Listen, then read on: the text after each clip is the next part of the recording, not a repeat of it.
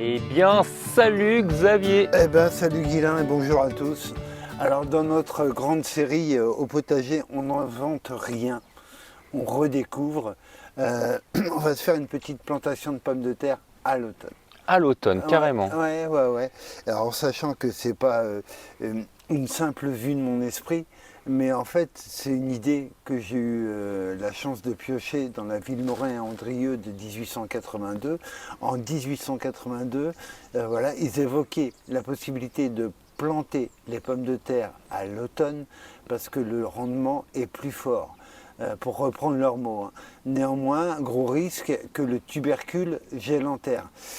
Voilà, changement climatique arrivant à vitesse grand V, on s'aperçoit que des gels du sol à 10 cm, on les a plus, quoi. Donc là, moi, j'avais envie d'essayer de faire une plantation à l'automne. Alors là, pas la faire dans n'importe quelle condition. Ça, c'est une ancienne couche en lasagne qui a commencé à bien évoluer. Donc, je voulais planter quelques charlottes de ma récolte. Je les ai exposées dehors ça fait une bonne semaine qu'ils prennent la flotte, mais ils ont pas réellement redémarré, un tout petit peu peut-être. Voilà, ils ont commencé à bien verdir. Donc là, je les pose pour savoir où je vais les mettre. Je vais garder de bons empans. Hop. Voilà. Et le dernier ici. Voilà, et je voudrais faire un essai, voir ce que ça donne. Si, comme nous disent Ville-Morin et Andrieux, les rendements sont plus forts. Alors, Tu vas les mettre super profondes ou pas? Non. En fait, ce que je vais faire, c'est que je vais les planter relativement superficiellement, mais comme je suis un garçon prudent, j'ai prévu le vieux foin pour mettre par-dessus et protéger ensuite. Je pense que de toute façon, quoi qu'il arrive, il faudra que je reprotège. Quoi qu'il en soit, quand on a des risques de gelée tardive et que le feuillage est déjà sorti. Je ne sais pas si vous vous souvenez, on avait fait une vidéo où on voyait bien comment je m'étais fait avoir en laissant la porte du tunnel ouverte. Alors là, vous voyez, je fais carrément l'essai dehors. On verra bien. En conditions réelles. Voilà, pour que chacun puisse le faire. Je ne vous cache pas que j'ai prévu le même dans le tunnel. En fait. Ouais. Mais je voudrais voir ce que ça dit dehors et vraiment faire un comparatif. Donc voilà, elles sont plantées relativement superficiellement. Par contre, après... Une bonne couche de foin. Après, du foin un petit peu en abondance quand même. Mais encore une fois, le foin, là, c'est la première couche. Et au fur et à mesure de la sortie du feuillage, on verra quand est-ce qu'elles sortent. Hein. À mon avis, le temps de dormance n'est pas encore levé. Donc, je ne pense pas qu'elles sortent vite. Mais après, au fur et à mesure de la croissance des plants, on va remonter en foin. Et ce que je comprends pas, c'est que pour que ça parte, il faut qu'il y ait un peu de chaleur quand même. C'est un petit peu plus complexe en fait.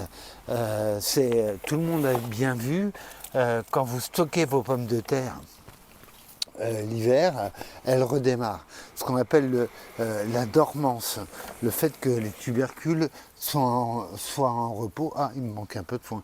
Que les tubercules soient en repos et qui redémarrent, mais c'est presque pré-programmé. Au niveau de la variété, on a des variétés qui ont des temps de dormance très courts. D'ailleurs, en général, plus elles sont précoces, plus le temps de dormance est court et plus elles sont tardives, plus il est long. Mais tout ça, je vous rappelle qu'en ce moment, avec Guilain, on est en train de bosser comme des oufs sur nos petites monographies qu'on va appeler, je sais pas moi, les carnets, les cahiers, les fascicules, les lignes, on verra bien quel nom on leur donne. Et toutes ces infos-là, vous les retrouverez sur celui qu'on fait spécial pommes de terre, qui va être un petit peu plus épais. Ouais, un petit pavé, ouais. Ouais, parce qu'il y a quand même de quoi dire sur cette solanacée un peu bénie qui a mis fin aux famines en Europe, en fait. Oui, puis c'est des frites surtout. Eh ben, je confirme. Les pommes de terre, hein, c'est les frites. Le seul truc qu'on ne peut pas faire avec des pommes de terre, et Parmentier avait fait tout un essai là-dessus, mais c'est vraiment capillotracté, on va dire. On peut Le pas seul les. truc Ouais. qu'on ne peut pas faire, c'est le pain. C'est Ouais, pas on peut pas panifiable, les panifier. pommes de terre. Alors qu'on peut, avec les châtaignes, par exemple, on peut faire une farine de châtaigne. On ne peut pas faire de farine avec les pommes de terre. Quel drame. Mais on peut faire du schnapps. Bah, et puis déjà, on va essayer de les faire pousser. Ouais, Donc on là, va on se donne voir. rendez-vous quand pour voir si ça a marché? Le cycle est le même, hein. C'est-à-dire qu'on les récolte pas plus tôt, hein. Donc en fait, on va avoir. Ah oui, c'est que c'est plus abondant, juste en fait. Voilà, Enfin, juste, ouais. c'est déjà énorme. C'est ce qui est déjà beaucoup. Et puis là, ça relève de l'expérience. Ça me fait penser, et mille excuses, on devait faire la tour à pommes de terre. Et puis moi, j'ai eu des petits pépins de santé, on va dire, au mois d'août, ce qui fait que voilà, je ne l'ai pas suivi comme j'aurais dû. J'ai fait que 2 étages et normalement on en fait plus sur une tour à pommes de terre. C'est pour ça que vous n'avez pas une nouvelle, mais bon, rendez-vous est pris pour l'année prochaine. Bon, on recommencera. Hein, Ouais, on va pas s'arrêter en si bon chemin. Et donc l'année prochaine, on verra aussi si la plantation d'automne telle que le recommandait Villemorin et Andrieux est réellement intéressante. À l'automne. Scoop, je connais la réponse. Ah ouais? Ouais, Tu me la diras après? ouais, promis. Et ben merci Xavier, à bientôt. À bientôt.